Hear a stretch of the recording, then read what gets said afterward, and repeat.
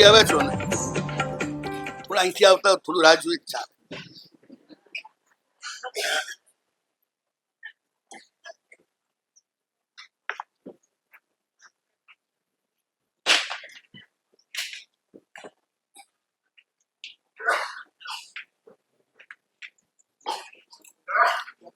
પહેલી વાત એ છે ને, આ શિબિર છે ને, એમાં આવેલા લોકો મફતનું ખાવા માટે નથી આવ્યા, રોકડા 1000 રૂપિયા ભરીને આવ્યા છે. એટલે બધા આપીને આવ્યા છે. કંજૂસ હોય તો અહીંયા આવી શકત જ નહીં. એટલે થોડા ઉદાર તો છો, એ વાત નક્કી થઈ ગઈ. 100-200 રૂપિયા હોય તો ઠીક, પણ સીધા 1000 રૂપિયા અને માત્ર 2 જ દિવસ અહીં રહેવાનું, મને બી સારું લાગ્યું. યાર, આપણી બી કઈક ફીસ તો છે. બધા રોજ ફોગટિયા જ આવતા હોય છે, એને બદલે 8 કલાક તમે લોકો મારા લો, આટલી ફીસ આપે તો બરોબર જ ગણાય ને.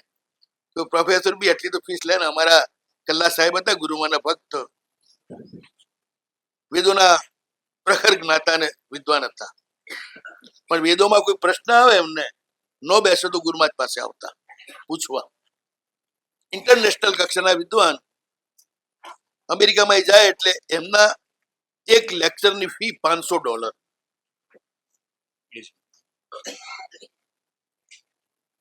અને ત્યાં લેક્ચર કરતા વેદો ઉપર, અને બધું જ ટેપ થતું એ જમાનામાં. એના ઉપર ક્લાસ ચાલતા. એની ભાઈ જેટલી ટેપ થાય એના પણ પેનલ્ટીના $500 એમને મળે. આપણા જૈન મુનિઓ પણ જે વાત કરતા હોય છે કોસ્મિક, એટલું ઊંચી લેવલની હોય છે કે એનું મૂલ્ય જ ન થઈ શકે. માટે જ એની ફીસ નથી રાખતા. ફીસ રાખો તો એનું મૂલ્ય અમૂલ્ય ન રહે. જે અમૂલ્ય છે ને એ ફ્રીમાં જ મળતું હોય છે. પ્રકાશ ફ્રીમાં મળે, હવા ફ્રીમાં મળે, જમીન ઉપર રહેવાનું ફ્રીમાં મળે. આ બધું ફ્રીમાં જ મળે છે તમને. અમૂલ્ય છે, એનું મૂલ્ય જ નથી ને. કઈ તમે એના જો બીજું ઉત્પન્ન ના કરી શકો, એની કોઈ ફેક્ટરી બી ના નાખી શકો. એટલે અમૂલ્યનો અર્થ એવું નથી જેનું મૂલ્ય ન હોય. અમૂલ્યનો અર્થ એ છે જેનું મૂલ્ય કરી શકાય નહીં એવું હોય.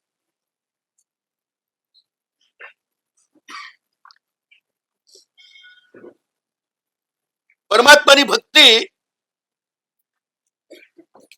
જે રિયલમાં ભક્ત છે, બધા એનું ભલું કરતો હોય, જે આજુબાજુમાં આવે એને જ પ્રભુના દરબારમાં આવવાનો અધિકાર છે. પહેલા કહ્યું હતું, ફેર કહું છું, કંજૂસ માટે અહીંયા આગળ પ્રતિબંધ છે. કલ્પસૂત્રમાં પણ કહી દીધું, કૃપણના ઘરે ભગવાન ક્યારે પણ જન્મ લે નહીં. એમ કંજૂસના હૃદયમાં પ્રભુનો જન્મ ક્યારે પણ થાય નહીં.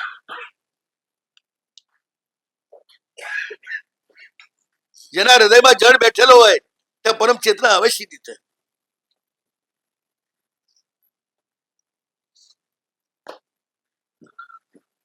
પ્રભુની ભક્તિનું કોઈ મૂલ્ય જ નથી. એક શેઠે દેરાસર બનાવ્યું,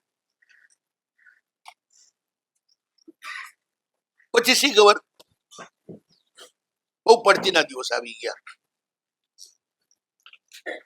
સ્વતંત્ર પછી દેરાસર બનાવ્યું હતું, બગીચા આપેલા, કુવા, બધું જ બહુ મોટી જમીન આપેલી. એમાંથી ફળ ફ્રૂટ અરે ફૂલ આ બધું એમાંથી બને. ભગવાને ચડે, બહાર જાય, એમાંથી ખર્ચાવી ચાલે, એવી રીતે વ્યવસ્થા આપેલી. અને એ જ સાવ દરિદ્ર થઈ ગયા, ખાવાને ફાંફા થઈ ગયા. ગામડે ગયા ઇજ્જત સાચવવા. ત્યાં આગળ સામાન્ય ધંધો કરે છે, રોટલા ભેગા માંડ થાય છે. એક દિવસે પરોનો દિવસ મનોરથ થયો કે આજ તો મારા દેરાસરમાં મારા ભગવાનની પૂજા કરી આવું. એટલે ત્યાં ગયા. એ માલણ તો શેઠને જોતા જ ખુશ ખુશ થઈ ગઈ.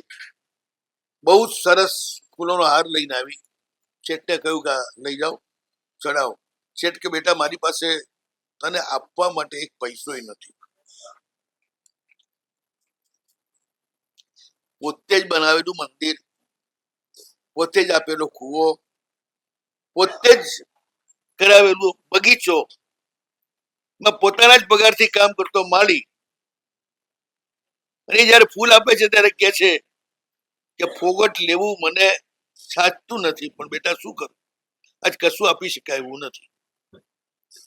છોકરી કહે છે બાપા કે બધું તમારું જ આપેલું છે, હું તમને ફૂલ આપું એમાં નવાઈ શું છે, તમે તો માલિક છો અમારા. તમે એવું મનમાં સંકોચ ના રાખો, લઈને જાઓ. શેઠ લઈને ગયા ભગવાન પાસે. દુઃખમાં ભગવાન વધારે વાના લાગે, જે ડાયા હોય એને.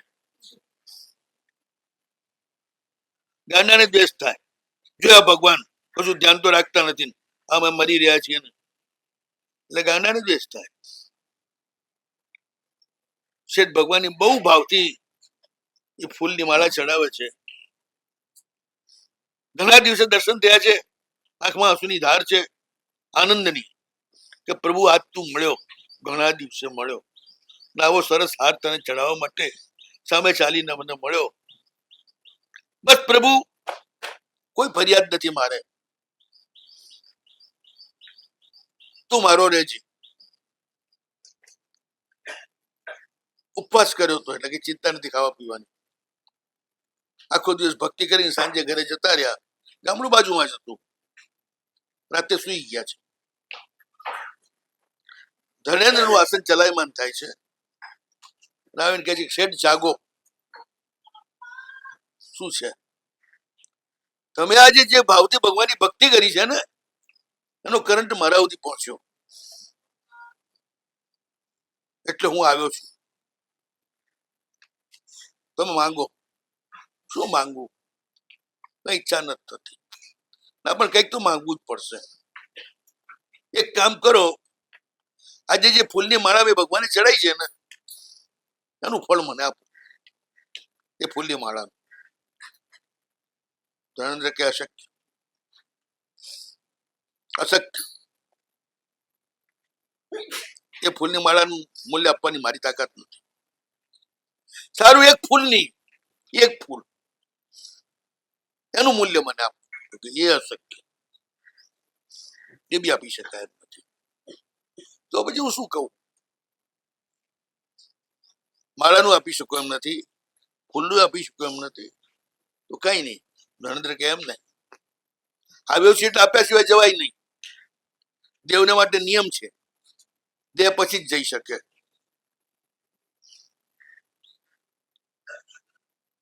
એક કામ કરો, તમારી જે ઝૂંપડી છે, જૂનું ઘર છે, એના ચારે ખૂણામાં હું એક એક શરૂ લાખ લાખ સુનામોના દાટી દઉં છું. તમારે જરૂર પડે એમ કાઢજો. ધર્મેન્દ્ર અદ્રશ્ય થઈ ગયા. આ ઘરે ગયા, અરે હુતેલા જ છે, જાગી ગયા.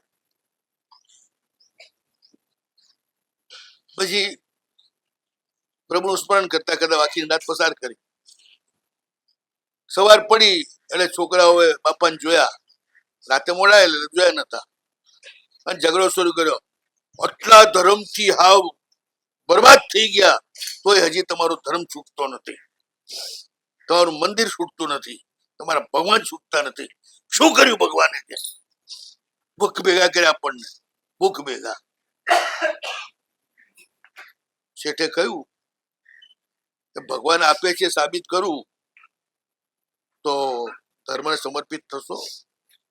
હા તો થઈશું. કે જો ભગવાને આપતો હોય તો જાઓ કે પેલા ખૂણામાં ખોદો. એક ખૂણો બતાવ્યો, ખોદ્યું સહેજ. જરૂર તો ઉપર જ હતા ને, આપવા આવે ત્યારે ઉપર આવે, ના આપવા તો નીચે જાય. બધા ઉપર જ હતા. ખડીંગ અવાજ આવ્યો, થોડી ધૂળ હટાવી, આખો ચરુ નીકળ્યો. 100 લાખ સોના. છોકરો ગાંડા થઈ ગયા. કે ભગવાને આપ્યું, સાચી વાત છે, આપ્યું. પછી આખા વળતા પાણી થઈ ગયા. પણ વાત આપણી બીજી છે. પ્રભુને ભાવથી જે તમે ભક્તિ કરો ને, અને ગુરુને અત્યંત ભાવથી હસના આંસુ સાથે ઓરાવો, ત્યારે જે પુણ્ય બાંધો છો એનું ફળ ઇન્દ્ર પણ આપી શકે નહીં. તમને ભલે દેખાતું નથી, પણ એટલું પ્રબળ પુણ્ય બંધાય છે જેની કોઈ કલ્પના આપણે ન કરી શકીએ. પણ તન્મય ભાવ,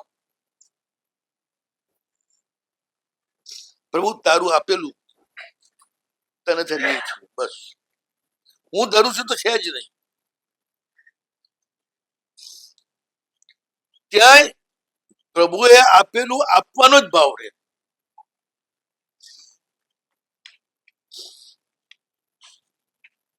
એટલે દાન તો બધાની શુદ્ધ છે. અમે જે અભય દાન કરવા વાળા, જ્ઞાન દાન કરવા વાળા, પણ દાન તો આવ્યું ને. દાન વિના ચાલે જ નહીં કશું. એટલે પ્રભુની ભક્તિ છે ને, શ્રેષ્ઠ દ્રવ્યોથી ખૂબ ભાવથી કર્યું છે. દ્રવ્યમાં બાંધછોડ નહીં કર્યું.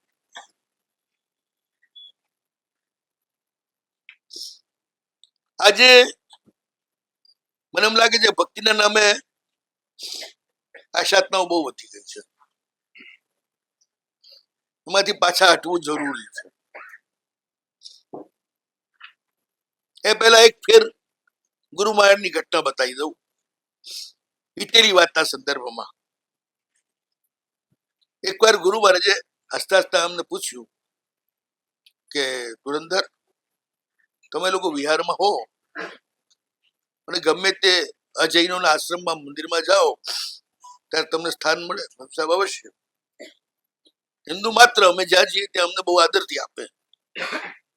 વરવા જાઓ તો બાવાને બહાર ઉભો રાખીને વરાવે અને આપણને અંદર બોલાવીને વરાવે. જૈન સાધુને એમ ન કે બાર ઉભારો મહારાજ, બાવો જ કહી દે બાર ઉભા રહેજો, લાવું છું. મેં કીધું બહુ જ આદર આપે છે બધા જ. જૈનો કરતા પણ ઘણા અજૈનો વધારે આદર આપે છે. પછી સાહેબ જે મજાકમાં પૂછ્યું, એ જ રીતે કોઈ અજૈન સંન્યાસી જૈનોને ત્યાં આવે ને એક રાતનો આશ્રય માંગે તો કોઈ જૈન એને આપશે ખરા? ક્યાંય ઉભા રાખશે ખરા? તમને ગોચરી પાણી ને બધી સગવડ એ કરી દેશે. એમ એ સંન્યાસી એ ગામમાં બીજું કોઈ નથી, જૈન જ હશે, તેને ખાવાનું પણ મળશે ખરું? હું શું જવાબ આપું? ચૂપ રહ્યો. પછી સાહેબજી એક બહુ સરસ વાત કરી. મને કે એક ભાઈ છે, 10 છોકરા છે.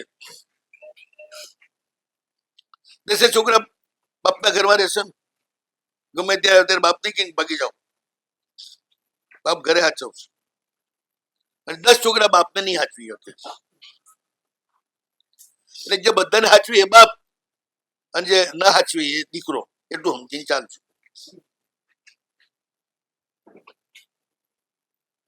સમજાવો તો સમજી જશો. બહુ ફાંકામ ના રહેવું, તમે ઊંચા છો એના. હિન્દુસ્તાનમાં ધર્મ સલામત છે આસ્તિક હિન્દુ પ્રજાના કારણે, ન કે જૈન પ્રજાના કારણે.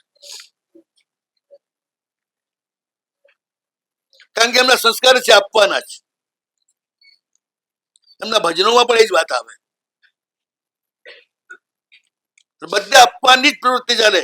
મંદિર માત્રમાં ભૂખ્યાને ભોજન મળતું હોય ને બધું જ મળતું હોય. દાનના પાયા ઉપર સંસ્કૃતિ અને ધર્મ ટકવાના છે. જે નાગર બ્રાહ્મણ થાય ને એમની વસ્તી ઘટતી જાય, ઓછી થતી જાય, અને ધીરે ધીરે નામ શેષ પણ થઈ જાય. ઔદાર્ય, ચૈતન્યનો આદર, આત્માનો આદર, એનું જ નામ દાન.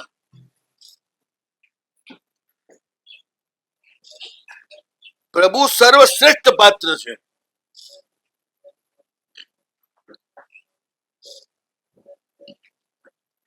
એટલે એમને થોડું પણ આપો એ ઘણું થઈ જાય.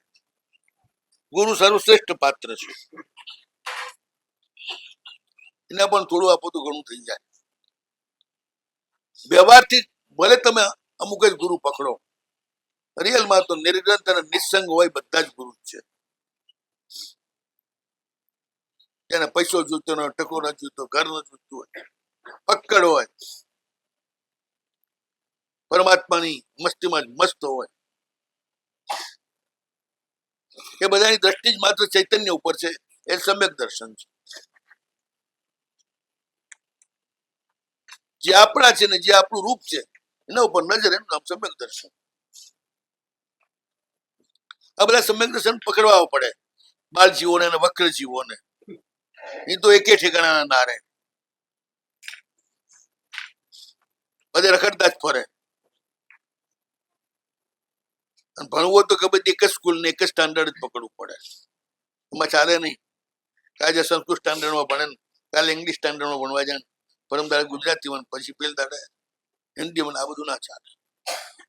એટલે બીજા બધાને એની એક જ સાચું છે એમ બાલ જીવને પકડાવવું તો પડે. પણ એ પછી મોટો થાય એટલે સમજાઈ દેવું પડે કે બધું એક છે. આ તો તું ભટકી ના જાય એટલા માટે તને વાડામાં બાંધ્યો. જેમ આખી ધરતી એક જ છે, પણ આ વ્યવસ્થા ન થાય એટલે ભીતો બાંધી બાંધીને મકાન કરી કરીને ઉરે છે, જેથી લડી ના મરે. બાકી જેવું ઘર તમારું છે એવું બીજાનું પણ છે. તમારું ઘર ઘર ને બાકીનું ઘર ઘર નહીં. ગામ હતું તેમાં છોકરા ગાય શીલું મીલું સોનાના, બાકીના છોકરા ગારાના.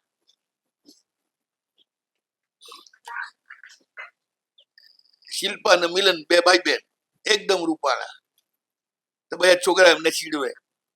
શીલું મીલું સોનાના, બાકીના ગારાના. એમાં આપણે એવું જ છે, અમે સાચા ને બાકીના બધા ખોટા. એ છોકરાઓ રમે ચાલે, પણ ડોહા એવું રમવા જાય ના ચાલે. પરિપક્વ વ્યક્તિ આગળ આવ્યા પછી બધાનો સમાવેશ કરતી થઈ જાય. એને જ કહેવાય ઔદાર્ય. શ્રાવકનું ઘર અભંગ દ્વાર કહેવાય, જ્યાં બધાને આશરો મળે, ખાવાનું મળે, પીવાનું મળે. અભંગ દ્વાર.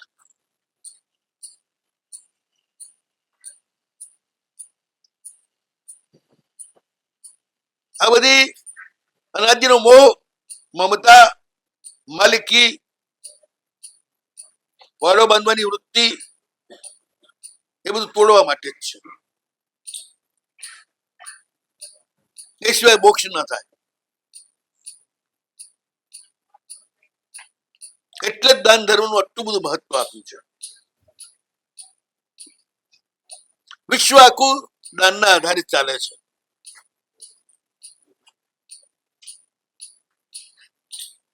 આપવાના આધારિત ચાલે છે આખું વિશ્વ.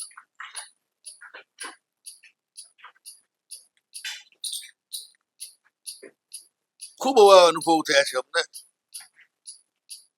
એકવાર હું ને યશુજી મહારાજ આબુમાં હતા, 20-25 વર્ષ પહેલાની વાત છે. ત્યારે યશુજી ભગવાન નતા હજી, મારા દોસ્તાર જ હતા. અને ત્યાં અમે હતા. ત્યાં આગળ વિમલાબેન ઠક્કર, જે રજનીશ કરતા બી ઊંચી કેટેગરીની સાધિકા, જે કૃષ્ણમૂર્તિ, એમની શિષ્યા કિશનસિંહ ચાવડા, એ બી બહુ એ વખતમાં ઉચ્ચ સાધક, જેના લગભગ લેખો સાહેબજી વાંચતા અને કટિંગ કરી રાખતા. કિશનસિંહ ચાવડા રશીમાં જ કે વિમલાબેન ઠક્કરને મળી આપણે. આ મારી બી ઈચ્છા છે, બહુ વર્ષોથી એમનું નામ સાંભળ્યું છે. પછી અમે ગયા એમને ઘરે. આટલી ઊંચી ફિલોસોફર, વર્લ્ડ લેવલની.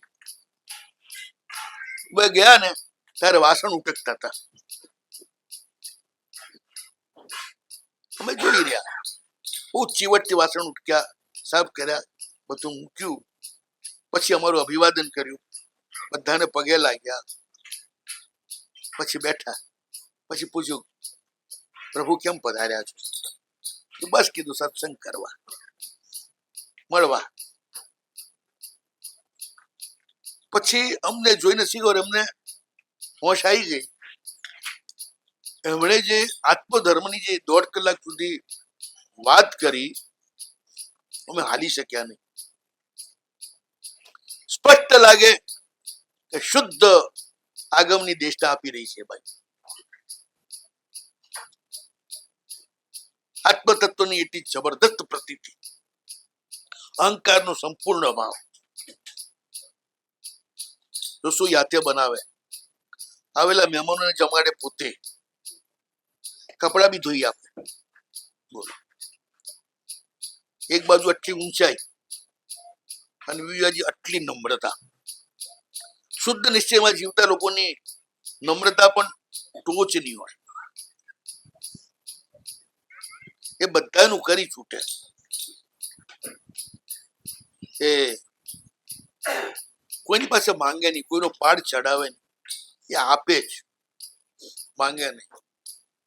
આખી જેને ગુણસ્થાનના કર્મથી સાધના માર્ગનું જો વર્ણન કર્યું, સ્પષ્ટ લાગે કે જાણે આપણા જ નિશ્ચય નહીના અને બીજા ગ્રંથો એનું ડીપલી અધ્યયન કરીને આ બેન બોલી રહ્યા છે. પણ હકીકત એવી નથી હોતી. આત્માનુભવ થયા પછી જે વાત કરે એ પ્રભુની જ વાત હોય.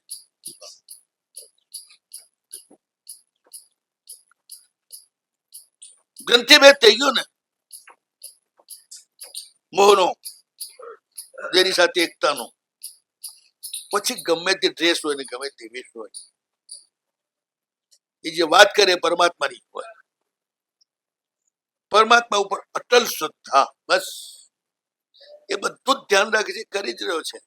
આપણે તો બસ એના પ્રવાહમાં સહજ ભાવે જે કર્તવ્ય આવે એ કરીને વહેતા રહેવા.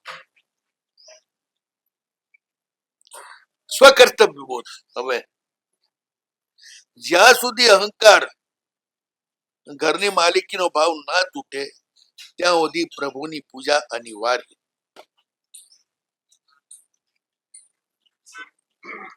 ખાવાનો મોહ ન છૂટે, જ્યાં સુધી પસંદગી હોય ખાવા પીવામાં અને રહેવામાં બધામાં, ત્યાં સુધી પ્રભુને પકડવાના. જે દાડે બધું છૂટી જાય, સહજ ભાવમાં જીવતા થાઓ, પછી બધી દ્રવ્ય ક્રિયાઓ છૂટી જતી હોય છે. એ છોડવાની નથી હોતી. એક ફકીરને પૂછ્યું ને, તમે શું કરો છો? કે બધું જ હું પ્રભુનું જ કામ કરું છું. તો ખાઓ છો? ખાઉં છું પ્રભુ માટે. ફરો છો? ફરું છું પ્રભુ માટે. શ્વાસ લો છો? શ્વાસ લઉં છું પ્રભુ માટે.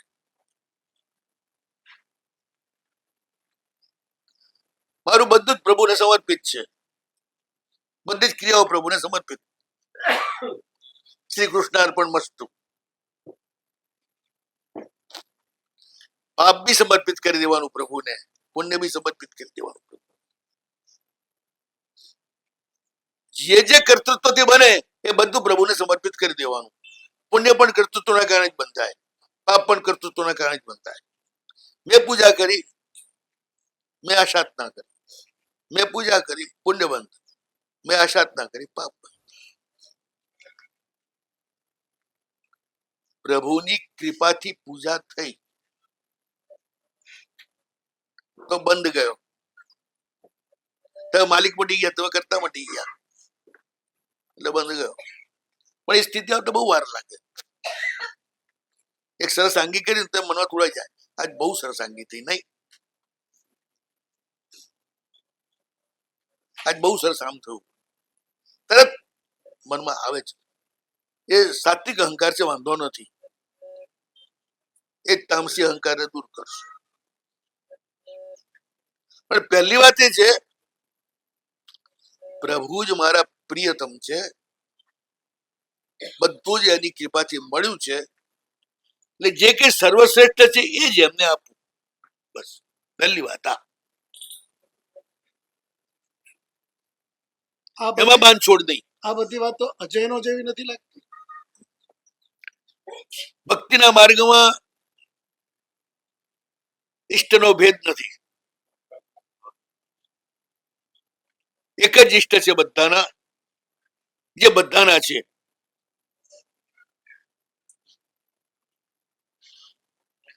કૃષ્ણ હોય તો એ તીર્થંકર નું સ્વરૂપ છે. કૃષ્ણ એટલે બધાના. રામ હોય તો એ તીર્થંકર નું સ્વરૂપ છે, જે બધામાં રમતા હોય રામ. બ્રહ્મા હોય તો એ જ છે, જે ચૈતન્ય સ્વરૂપ છે. શિવ પણ એ જ છે, શુદ્ધ ચિદાનંદ ઘન આત્મા. આ બધા તો પ્રતીકો છે. બજારમાં ભિન્ન ભિન્ન પસંદગી વાળા લોકો હોય એટલે એકની એક આઈટમ અલગ અલગ રીતે રજૂ થાય. અને જેને જે આઈટમ હોય પસંદ હોય લઈ જાય, બસ. પણ મારી આઈટમ સાચી છે, પેલાની ખોટી છે, એ તારા માટે બરોબર છે, પણ એના માટે નહીં. એના માટે જ આઈટમ સાચી છે, એટલે તારા પૂરતું રાખ. એ ખોટું છે, એને લગાડવાના. જ્યાં પરમાત્માની એકતા અને જીવ માત્ર પ્રત્યેનું કરુણા ધબકતી હોય, એ બધું જ આરહંત્યનો વિસ્તાર છે. જ્યાં જીવ હિંસા હોય,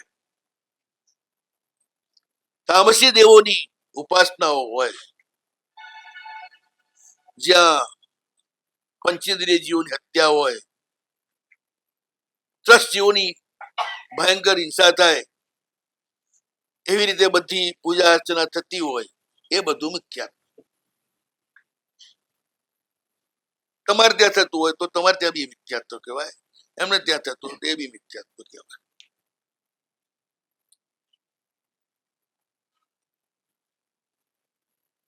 તમે પ્રભુની ભક્તિના આનંદમાં જમણ કર્યું હોય, એ વખતે જે જમવા આવે એને જમાડો તો સમ્યક. તો એમાં ભેદ પાડીને તમારે નહીં આવવાનું, અમારા પૂરતું જ છે, એ તો મિથ્યાત્વ થઈ. વ્યવસ્થા જ ના રહે. વ્યવસ્થા કરનારો એ છે, આપણે નહીં. 500 માણસની રસોઈમાં 5000 માણસ જમી જાય.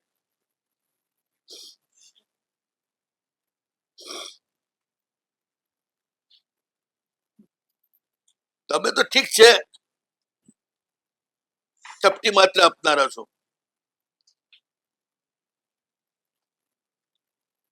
એ સીધે સીધા 5-5 મણના થેલા જ રવાના કરે છે. એ થોડોક તો ભરોસો રાખો.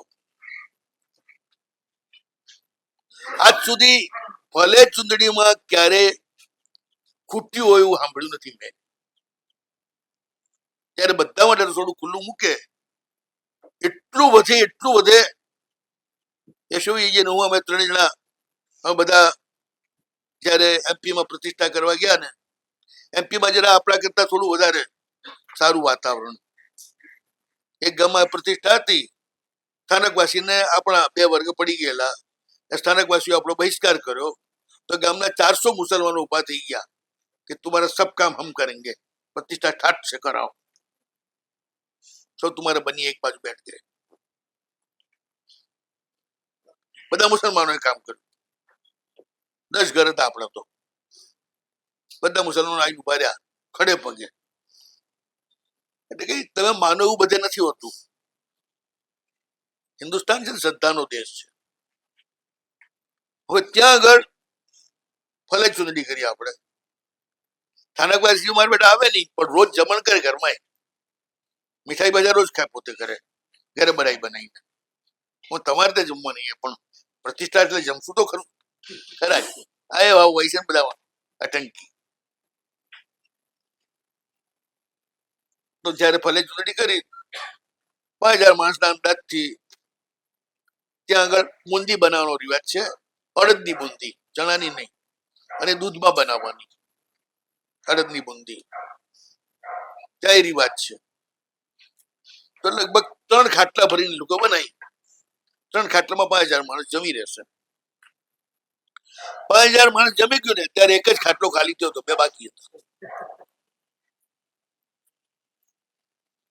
એ નથી ભાવતી બધા એ તો હું પૂછવા નતો ગયો. અમને તો ભાવી જ નહીં, અમે તો પેટ ભરીને ખાધી. એ બીજા ન ભાવે એવું તો ના માની શકાય. એ લોકોને 10 દાડા સુધી આ બધી બુંદી પૂરી કરવા માટે ગામના ગોંદરે ઉભા રહે. જેટલી મોટરો અને બસો આવે બધાને ધોબા ભરી ભરીને બુંદી આપે કે લઈ જાઓ ભગવાનની પ્રસાદી. ત્યારે માંડ 15 દાડે બુંદી પૂરી થઈ. સેમ દ્વારકામાં દ્વારકા પ્રતિષ્ઠામાં હે દ્વારકા પ્રતિષ્ઠામાં આમ જ બન્યું. 3 ઠેકાણે પ્રતિષ્ઠા કરી, 3 આ બન્યું. 5,000 નો માલ 50,000 માણસ ખાઈ ગયો અને તોય વધેલું. એટલે બધું આપણે જ કરીએ છીએ એવું નહીં માનવાનું. એમની જવાબદારી તો કરી. અને એક પણ જીવની તમે અવહેલના કરો ને એ અમને ના ગમે. જમાડવામાં સમ્યક દર્શન ના લાવવું, સંઘ પૂજામાં લાવવું.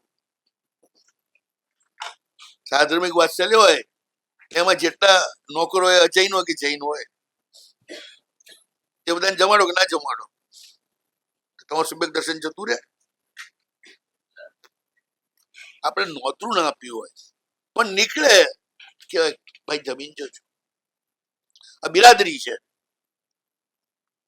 વિશ્વ મૈત્રીની વાત કરનારા જે સામે મળે એની સાથે જ મૈત્રી ન કરીએ કે તો પછી વિશ્વ મૈત્રી ક્યાંથી થાય?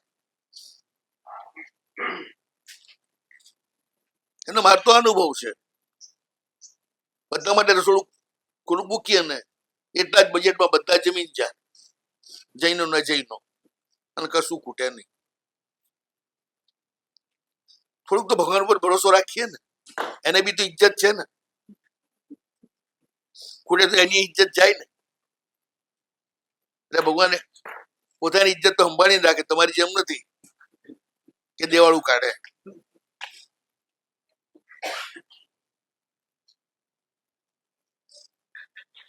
સમ્યક દ્રષ્ટિ દેવો 4 બાજુ ઉભા જ હોય છે.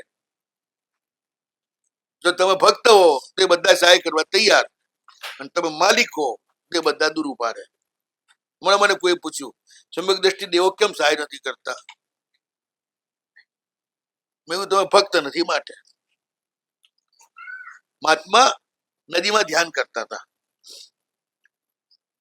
રોજ નદીની દેવી એમને આવીને સાતા પૂછે, થોડી વાર બેસે ને પછી જાય. એમાં ધોબી બીમાર પડ્યો છે, એટલા દિવસથી નતો આવતો ને, એવા આવ્યો. એ શીલા ઉપર ધોબી કપડા ધોવે, ત્યાં જ ભારત બેઠેલા. એ પેલા કહ્યું બાપજી આ શીલા ખાલી કરીને બીજી કોઈક શીલા ઉપર બેહો તો હું મારું કામ કરી શકું. કોણ સાંભળે? આપવાનું બહુ શીલામી છે, એમ થોડું ઊભું થવાય. એવો એક એટલે ધોબી કે એટલે કે ઊભું થવાતું હશે. મહાત્મા ના ઉભા થયા. ધોબી અકળાયો કે શું કરું? મહારાજને સીધો ઉપાડવા ગયો એટલે મહારાજ બતમ બચ્ચા આયા.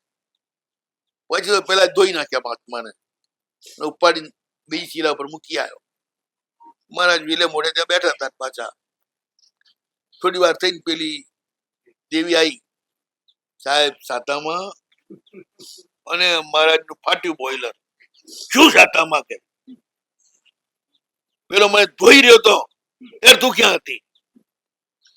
સાહેબ હું અહીં જ હતી. તો જ કેમ સહાય ન કરી? એક તો મને ખબર ના પડી કે ધોબી કોણ છે, મુનિ કોણ છે.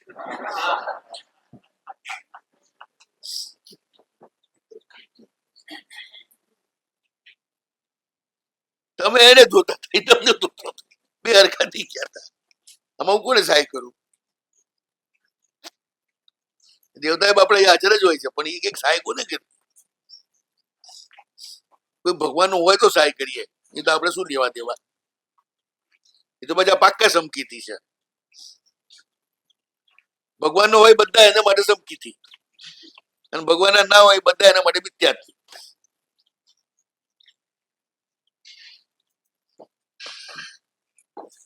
એટલે કોઈ શાસન દેવતા ગેરહાજર નથી, કોઈ સમ્યક દ્રષ્ટિ દેવ પણ ગેરહાજર નથી. પણ એ સહાય આપણને કરે એવી આપણામાં લાયકાત હોય તો જ એ સહાય કરે, બાકી નકામા માણસને એ સહાય કરતા નથી. એટલે તમે ક્યાં છો એ જ તમારે જોવાનું. દેવી દેવતાઓને ગાળો આપવાની જરૂર નથી.